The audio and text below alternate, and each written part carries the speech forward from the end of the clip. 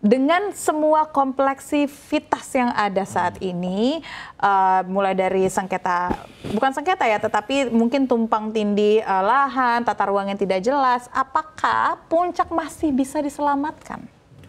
Ya, saya bilang tadi, jadi memang inilah kesempatan bagi pemerintah daerah maupun pusat untuk menjadi momentum. Udahlah, kalau bisa jangan sampai kejadian lagi, karena kalau kita tahu ini dibiarkan terus, kita nggak tahu nih perubahan iklim ini bisa terus makin memburuk kan.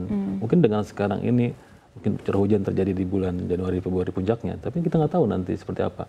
Ada ketika daya dukung puncak itu makin melemah, itu daya dukung kehidupan makin melemah juga, dan ini bahaya banget kalau nanti ketika perubahan iklim makin mengerikan. Nah, sekarang villa-villa, kafe-kafe, mungkin tempat wisata yang menghalangi ataupun menutupi wilayah-wilayah penting tersebut, apa yang bisa kita lakukan kepada mereka? Apakah digusur akan menyelesaikan masalah? Ya, pasti ini kompleksitasnya ke sisi hukum ya, karena kan mereka berpendapat juga ya dalam merealisasikan usaha kan mereka juga punya aspek legal ya, dalam artian misalkan dari sisi tanah, misalkan dari sisi lahan mereka punya gitu. Jadi saya pikir ketika mau dibongkar begitu saja kan ini juga nggak mungkin ya bisa dilakukan segera gitu, karena mereka juga pasti punya bargain, kayak misalkan yang Safinas mention tadi, tempat wisata yang baru itu kan juga mereka pasti udah punya izin untuk apa namanya wisata ya. Berarti yang harusnya menyelesaikan ini udah bukan lagi Pemda, udah bukan lagi pusat, tetapi harus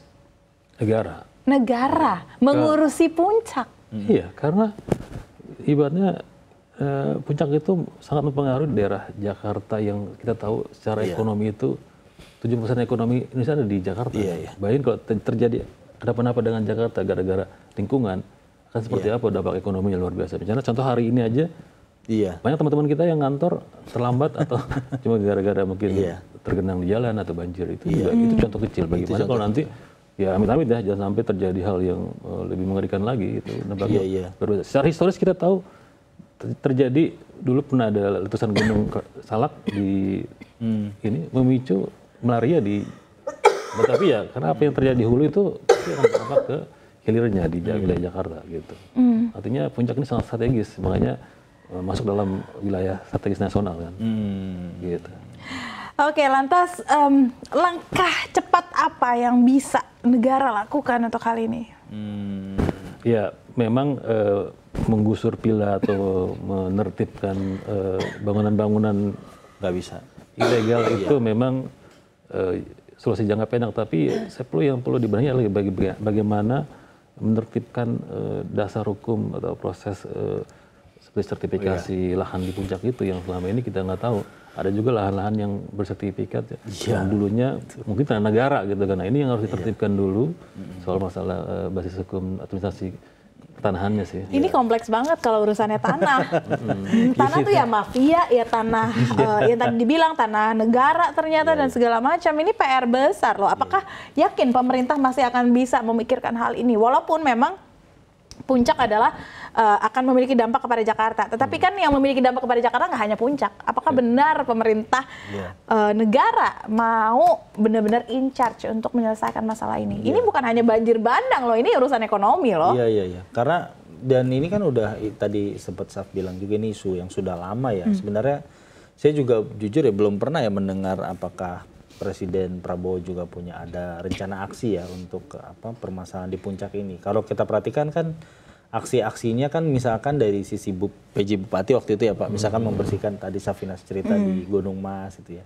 Itu kan aksi-aksi yang parsial, misalkan Presiden Jokowi waktu itu membangun bendungan gitu ya. Ya mungkin itu perlu juga gitu. Tapi secara menyeluruh ini saya melihat memang belum pernah ada ya pembahasan secara spesifik ya. Ini juga karena banjir bandangnya mungkin ya nggak ada korban jiwa ya Pak ya. Jadi ada satu orang korban jiwa sebenarnya dari kejadian Puncak ini. Satu orang ya, nggak tahu itu apakah secara langsung atau tidak langsung juga gitu. Tapi kalau melihat eskalasinya mungkin kalau bencananya belum besar banget gitu ya menimbulkan banyak korban jiwa ya mungkin ya lalu aja gitu. Jadi abis ini ya seperti biasa kita berlalu, nanti begitu ada kejadian lagi ya mungkin akan ada ya saling tunjuk lagi biasanya kan. Ini salah gitu. Itulah makanya saya melihat ini seperti negara meremehkan apa yang terjadi di Puncak gitu loh. Memang berbagai macam upaya sudah dilakukan seperti Perpres ya soal tata ruang Jabodetabek Pungjur. Cuma kan itu lagi-lagi aksi konkretnya di lapangan, bagaimana melakukan pengawasan soal tata ruangnya itu yang nggak jalan gitu. Jadi bukan hanya Pemda aja sih ini. Pasti kan ada wilayah lain yang masih bisa kita selamatkan. Ini saya tidak berbicara hanya tentang Puncak, masih ada pegunungan-pegunungan lain yang masih bisa kita selamatkan lah gitu. Apa yang bisa kita pelajari dari kejadian ini untuk wilayah lain? Contoh misalnya rencana pembangunan jalur Puncak 2 itu kan sempat ditunda atau dihentikan. Karena alasan ekologis. Sebab kalau jalur Puncak 2 dibangun, maka nanti akan memperlebar kerusakan ekologis di sekitar Puncak. Gitu. Makanya sekarang kan jalur Puncak 2 kan dihentikan sementara kan oleh Kementerian PUPR kan, karena khawatir akan malah merusak lingkungan Puncak di sekitar yang lainnya gitu kan. Walaupun sebenarnya Puncak 2 juga penting ya Pak? Penting gitu. Oke, berarti salah satunya alasan tol Puncak 2 dibatalkan adalah karena memikirkan hal ini juga ya. Ekologi ya. Ekologi. Karena kalau ekologi ya untuk pemulihannya kan juga membutuhkan waktu yang lama ya. Misalkan untuk reboisasi misalkan itu kan juga membutuhkan waktu ya. Kalau kita tadi sempat kita lihat-lihat petanya kan juga sebenarnya kita bisa melihat bahwa di hulunya memang sudah banyak yang habis ya Pak. Iya, itu kan lokasi yang sekarang menjadi sering jadi banjir bandang itu kan di daerah kawasan Kampung Tugu ya, di daerah Cisarua itu kan.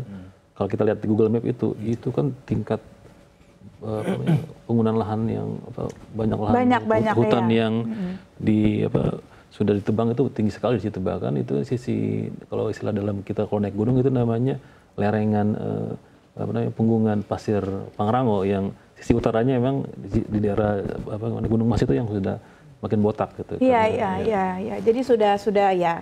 Isinya ya sudah industri, udah kawasan wisata dan segala macam. Dan apa yang mungkin bisa kita sampaikan juga kepada pemirsa yang saat ini menyaksikan dan juga berada di wilayah ini, untuk mereka juga menyadari bahwa sebenarnya wilayah ini itu adalah wilayah yang harus dilindungi, wilayah yang harus menjadi daerah resap yang baik. Apa yang bisa kita sampaikan? Iya, jadi memang intinya sih ini soal masalah implementasi. Dasar hukum sebenarnya kita sudah punya kan, tata ruang segala macam.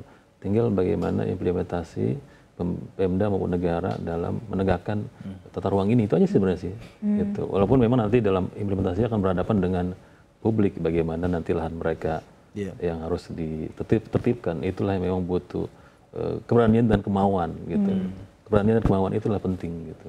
Jangan sampai berujung pasrah ya kayaknya Mas Iqbal. Jadi saya nggak berharap juga sih misalkan nanti ada banjir bandang lagi, terus nanti ada korban lagi gitu kan. Ya mungkin buat warga sih minimal ada semacam early warning system juga ya Pak ya. Jadi early warning system, jadi ketika ya sebenarnya dengan ada, kalau Katulampa itu kan sebenarnya udah di bawah ya Pak, udah di Bogor kota gitu kan. Sebenarnya yang masyarakat di Cisarua ini early warning sistemnya jujur saya belum tahu ya, apakah mereka cuma bisa melihat tanda alam, apakah hujan lebat ini, berarti kita harus antisipasi jangan mendekati kali atau seperti apa gitu kan. Itu juga ya ironis juga ya kalau misalkan tidak ada early warning system. Kalau misalkan Katulampa kan jelas udah level siaga, yang di Jakarta nanti 6 jam lagi airnya nyampe gitu. Bahkan bukan hanya bicara jangan mendekati kali, kalau emang itu bukan wilayah bukan buat pemukiman, kenapa harus dijadiin pemukiman? Itu kan tadi alih fungsi yang tadi itu. Sekalian jangan tinggal di situ ya Pak. Ya tentunya kita berharap ya jangan sampai early warning systemnya ini selalu datang dari alam. Kalau bisa memang pemerintah sudah ambil satu langkah lebih dulu sebelum alam marah kepada kita, yaitu mengambil sebuah tindakan dan menjadikan Puncak seperti apa seharusnya Puncak itu diharuskan. Gitu.